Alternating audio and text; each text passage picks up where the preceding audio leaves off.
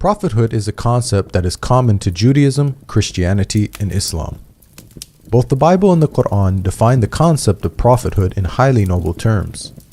So we should expect God's prophets to embody these ideals by being the best of people, with their behavior and lives representing a practical example for mankind to follow in order to come closer to God.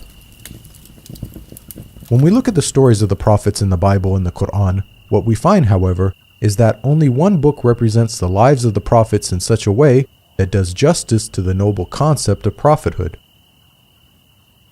The Bible tarnishes Aaron with the involvement in the worst of sins, idolatry.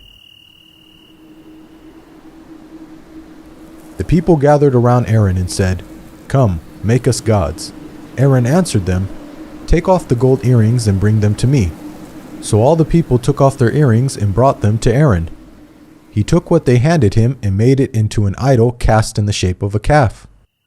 Monotheism, worshipping only one God, was the very essence of the message that God tasked Moses and Aaron to impart on the Israelites. So from this point of view, a prophet of God failed in the most basic of duties. The Bible goes on to tell us that God punished the Israelites who worshipped the calf idol with a plague. And the Lord struck the people with a plague because of what they did with the calf Aaron had made. Aaron, however, was spared any such punishment, even though it is said that he was the individual that made the idol. Shouldn't prophets be more accountable than common people due to the greater knowledge that they possess and their higher positions of responsibility?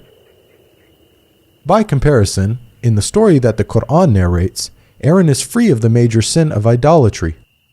It was in fact an individual called Samari who made the idol. In the Quran, it says that Aaron even orders the Israelites not to worship the golden calf. Aaron did say to them, "My people, this calf is a test for you. Your Lord is the Lord of mercy, so follow me and obey my orders." We can see that the Quranic account not only presents Aaron in a manner that is befitting of a great prophet of God, but it also does not contain any of the inconsistencies present in the biblical narrative. Prophet David and the accusation of adultery. The Bible relates a story about David in which he is accused of committing some very serious sins. From the roof he saw a woman bathing. The woman was very beautiful, and David sent someone to find out about her. She, Bathsheba, came to him, and he slept with her. Then she went back home. The woman conceived and sent word to David saying, "I am pregnant."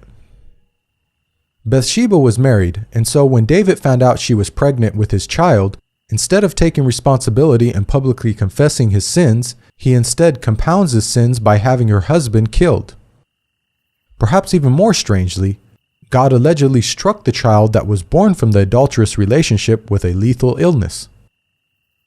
But because by doing this you have shown utter contempt for the Lord, the son born to you will die. This contradicts a basic principle of justice laid out in the Bible. Parents are not to be put to death for their children, nor children put to death for their parents. Each will die for their own sin. So according to Old Testament law, it was David and Bathsheba that both deserved death for their sins, not their innocent child. Such stories don't just reflect badly on David, they also portray God as being unjust. The Quran relates a similar story about David. However, unlike the Bible, he does not commit the sins of adultery and murder. Rather, he makes a mistake when judging a dispute between two parties and immediately repents. Then David realized that we had been testing him, so he asked his Lord for forgiveness, fell down on his knees, and repented. We forgave him, i.e., for his misdeed. His reward will be nearness to us, a good place to return to. The Quran not only rejects the accusation of adultery and murder, but it also portrays David in a noble light as someone who takes responsibility and seeks God's forgiveness for the smallest of mistakes. Prophet Noah and the accusation of drunkenness. The Bible tells us that after the great flood, one of the first things Noah did was to plant a vineyard and fall into a state of naked drunkenness.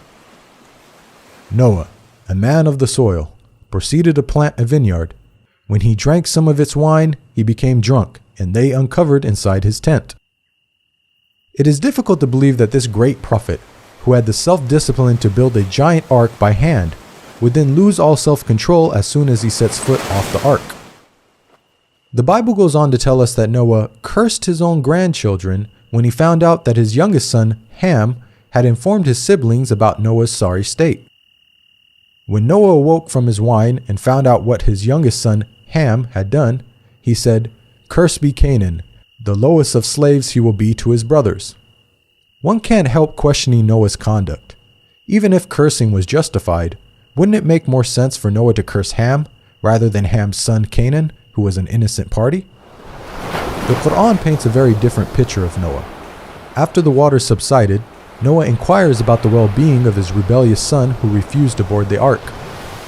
It sailed with them on waves like mountains, and Noah called out to his son, who stayed behind, "Come aboard with us, my son.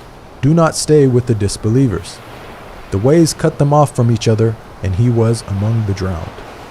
Noah called out to his Lord, saying, "My Lord, my son was one of my family, though your promise is true, and you are the most just of all judges." Again, notice the stark contrast with the biblical portrayal. Rather than getting into a naked, drunken state and cursing innocent family members, the Quran tells us that Noah, a great prophet and leader of men, but also a father, turned to God with sadness for his dead son. Job and his many alleged blasphemies. The story of Job in the Bible is one of a prophet being severely tested. The story begins with God highly praising Job for his righteousness. God says to Satan, "Have you considered my servant Job? There is no one on earth like him. He is blameless and upright, a man who fears God and shuns evil." Satan proceeds to challenge God, stating that the only reason Job is upright is because Job has a good life. Satan predicts that if God were to test Job properly, then Job would curse God. "But now stretch out your hand and strike his flesh and bones, and he will surely curse you to your face." God allows Satan to test Job, and once the trials commence, Job fails to remain patient, and even goes so far as to blaspheme against God numerous times. "Then know that God has wronged me and drawn his net around me. I am innocent, but God denies me justice. It profits a man nothing when he tries to please God." Now, the way the story unfolds is highly problematic. There is the issue of a prophet of God committing blasphemy, one of the worst sins imaginable. Also, the Bible is alluding to Satan knowing more than God in this instance by correctly predicting what would happen. Recall that God asserted that Job was a man who fears God and shuns evil. Satan challenged God by predicting that Job would blaspheme, and so Satan has proven God wrong. Can Satan, a limited and finite being, have more insight into Job than God, the creator and sustainer of the universe? The Quran resolves all these issues in just a few short verses. Job doesn't blaspheme against God. Rather, he blames Satan for his hardship. "Bring to mind our servant Job, who cried to his Lord, 'Satan has afflicted me with weariness and suffering.'" God compliments Job for his patience in the face of such trials. "We found him patient in adversity, an excellent servant. He too always turned to God." Job's righteous conduct in the Quran is exactly what we would expect of a prophet of God. Analysis of the stories of the prophets. Both the Bible and the Quran define the concept of prophethood in highly noble terms. After examining the stories of the prophets, we've seen that it's only the Quran that portrays the prophets in such a way that satisfies this ideal. By contrast, the Bible shows the prophets in an extremely negative light. It seems that no sin is too great for them to commit, yet the Bible states, "All scripture is inspired by God and is useful for teaching, rebuking, correcting, and training in righteousness." What morals can be derived from stories that are filled with prophets committing idolatry, murder, adultery, and blasphemy? Another issue with the Bible is that God states that his commandments are easy to follow. Now, what I'm commanding you today is not too difficult for you or beyond your reach. This message of encouragement was proclaimed to the whole of Israel, prophet and commoner alike. But how can the Israelites have been expected to keep the commandments when the prophets, those who were divinely handpicked and tasked with upholding and teaching the commandments, failed to keep even the most basic of God's laws. Does this not make a mockery of God? One of the names of the Quran is Al-Furqan, meaning the criterion between truth and falsehood. So the Quran not only confirms the scriptures that came before it, but it also corrects their distortions. We sent to you, Muhammad, the scripture with the truth, confirming the scriptures that came before it, and with final authority over them, so judge between them according to what God has sent down. The Quran defends God's righteous prophets against the slander and falsehood attributed to them in the Bible.